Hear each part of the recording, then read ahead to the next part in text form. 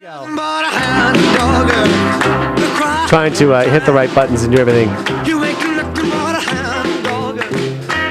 Time for the Ask the Doc segment. I'm here. I really swear I am here.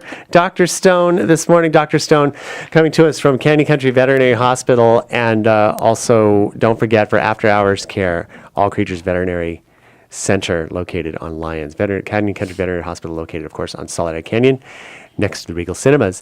How are the kittens doing? Did you get them adopted yet? We got 4 kittens adopted this week. Because I'd actually referred someone to you guys over the weekend. I don't know if they actually came in or called, because I know they were looking elsewhere, but I let them know because I was like, oh yeah, I remember. So yeah, we still have 1 baby kitten and the mom, and then we have the 2 7-month-old kittens. Okay. So we still have 4. So but we yes. got rid of, or we adopted out 4 babies. There you go. Yeah. Very nice. I want to talk a little bit about back injuries. A friend of mine had a 3-year-old lab. It looked like a lab that all of a sudden couldn't walk. Oh. And it was very sad because she was very heartbroken because the doggy still wanted to play ball. And the importance, though, of veterinary care, also, we'll talk a little bit about what happened, is the MRI that actually showed it was kind of a ruptured disc. Mm-hmm. And so you think, a 3-year-old dog, I mean, come on. But dogs still have those types of back problems and issues that we do. Oh, yeah. And, you can rupture a disc. Sometimes you think of it as people as they get older or whatever, but, the same thing happens to humans. So I guess there's a surgery is going to be required, but this is a very serious issue with dogs that we don't always think about because we think of them as being so healthy. And what kind of things could lead to that type of injury for a dog? That type of injury is very, very common. We see it very commonly in smaller dogs like dachshunds or wiener dogs, beagles. The dogs who are very kind of long, their back is long, they're short to the ground, basically from just chronic jumping up and down, or just chronic wear on their back. We see a lot of times they have the disc injury. It's not as common in a younger, large dog like a lab, but definitely, they can have an injury, especially if they're jumping from high surfaces or, being wild and running around, then they can, injure their back. But it's not as common in larger dogs. And this is mostly because the way their spines are shaped, and even though, and again, they have high tolerances of pain, so they're not always going to let you know, but the way their spines are shaped, it's very, very easy because they are, our spines are long as humans, but theirs are sometimes curved in a different way, and they sometimes zig when their spine wants to zag, right? Definitely, yeah. Also, as a reminder, too, that children who want to hold their little baby dogs like babies and turn them over, so that the dog is facing them, that can actually do some injury too, right? It can, yeah, definitely. We see a lot of injuries from children holding the dog wrong or dropping it. So you really need to be careful with the little children, especially with the small dogs. And best thing to do is train the children as well as the dogs, or train the children to treat the dogs like dogs and not necessarily like little toys. Yeah. And this is true. Actually, our one beagle, Otis, yesterday, he tweaks his back every now and then. And yesterday, I could tell he was in pain. And fortunately for us, it's happened before. I think it's partly maybe the way he moves. Sometimes, I don't know if maybe he was jumping down or something, but we noticed it. Because first of all, he'll sound like one of those, when your smoke alarm detector the battery starts to wear out, he does that, and he'll do it and it's a loud, piercing eep that you try to go and pet him and trying to see if you can massage his back or something, and he's okay, and all of a sudden, eep! Yeah. And it's like, holy moly. And everybody like jumps, the other dogs. nerve. But that's what happened, and fortunately we had a little bit of tramadol that we gave him, and was able, but that's the thing too, is just watch them and see how they're doing, and give them plenty of space to just rest, and to observe first and see how they're doing, and then if it's not getting any better, bring them into your local veterinarian. Yeah, one of the most important parts of that is the second you start to see something different about their walking or if they're painful, get them evaluated right away, because that it's so important to begin the treatment as soon as you start to see that, because when you wait, that's when they start to lose feeling in their legs and they can become paralyzed. It can be quickly. Worse. Yeah, that's the thing, and that's what, especially the first time that happened, we took him right in because we didn't know what the deal was. Did he snap something? And so I think it's just he's a little bit older now. He's going to be 9 this month, so I think sometimes he does. He just tweaks and that's it. the thing. And usually in a couple hours, if he rests, he's better. And that's the thing, is just kind of good. keeping an eye. I'd never let it go longer than half a day or something like that. So he kind of snapped out of it. I think it's just something that Good. pops in place. But these are the things that are very important, because just like with humans, well, and dogs too, we've talked about this, that they have such a high tolerance for pain that it can, any type of injury they sustain can end up being serious, because, they won't let you know until it's absolutely necessary. So we are going to take a quick break. I'm going to do some traffic. We'll be right back with Ask the Doc with our good friend Dr. Stone from Canyon Country Veterinary Hospital, located on Soledad Canyon next to the Regal Cinemas. And one kitten and one mama cat and two a little bit older kittens ready for adoption. We'll be right back after this. You ain't nothing but a hound dog.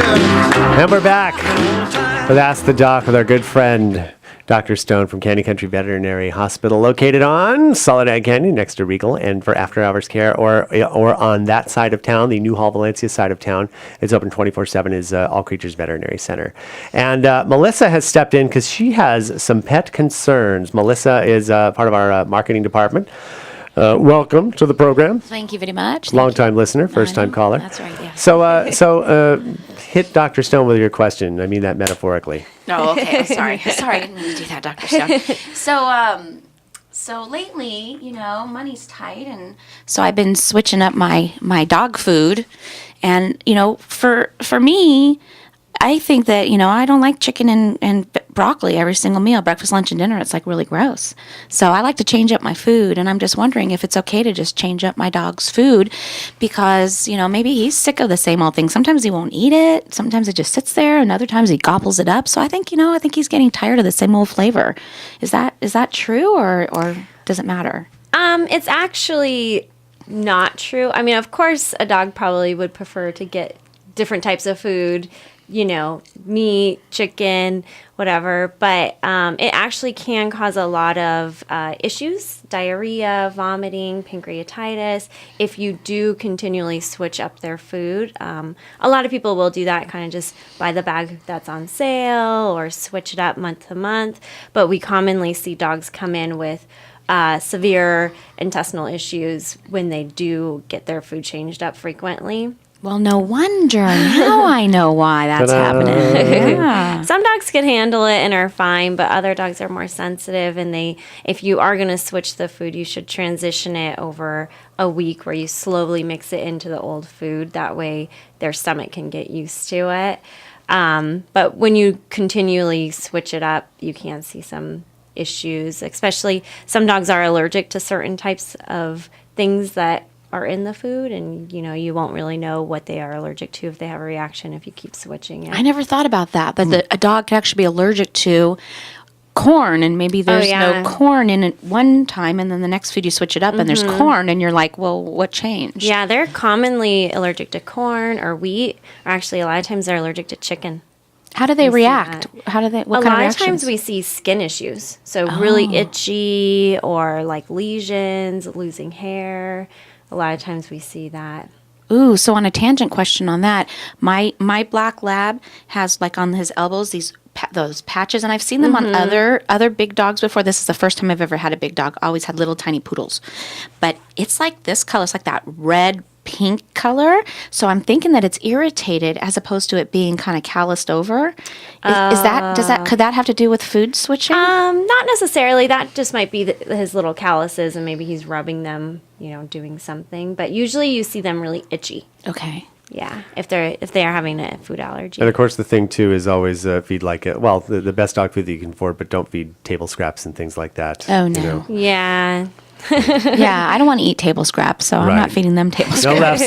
No leftovers. Although my wife does occasionally feed certain vegetables that my dogs seem to like, and also for like bananas, which is really funny because the first time they make that face, like, what is this? Yeah. But also she learned though tomatoes are potentially kind of hazardous. Is that something that's true? Or tomatoes can cause gastrointestinal issues. Yeah. Oh my. And a lot of people don't realize onions or garlic are very toxic to dogs. Raisins and grapes are very toxic. Milk chocolate covered onions. Do not feed them. Oh yeah. I want to thank you because we actually called your office. My dog had gotten a chocolate protein bar.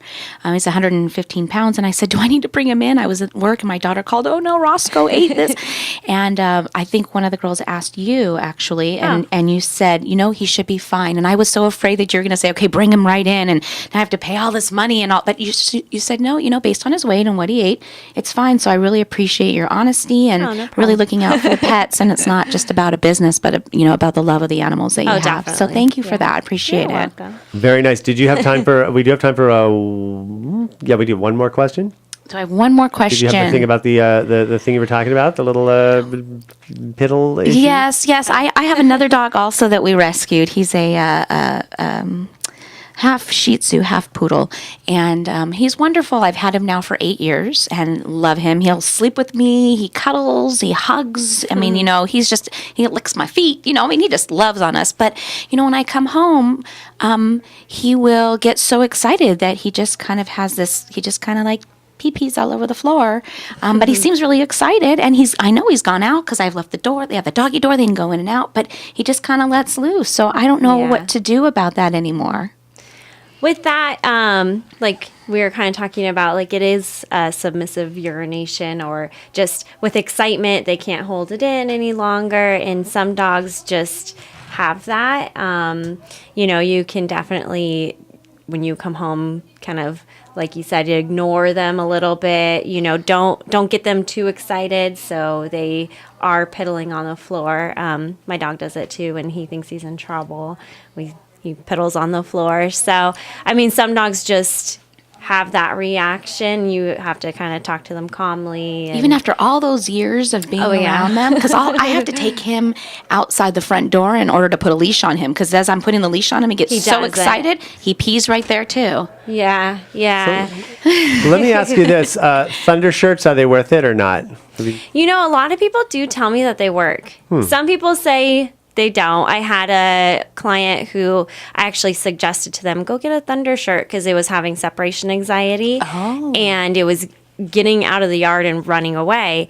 And they came back to me and told me, I guess the dog ran away, and they found him running down the street with this little Thunder shirt on. So sometimes it really works. Other times it doesn't. Kind of depends on the dog. We got one for Otis because he's our sketchy beagle. So we might give that a shot and see how that goes for him. But thank you very much, Dr. Stone. Always You're a pleasure. welcome. Again, Canyon Country Veterinary Hospital, located on Salado Canyon next to Regal Cinemas. They are open 9 to 7 Monday through Saturday. Yeah, check them out. They're wonderful. And then also Thank on you. the other side of town, in Newhall, is All Creatures Veterinary Center, open 24/7 for your convenience. Thank you so much, Dr. Stone. Always a pleasure. Thank you. Our time is 8:56. We'll be back with traffic after this.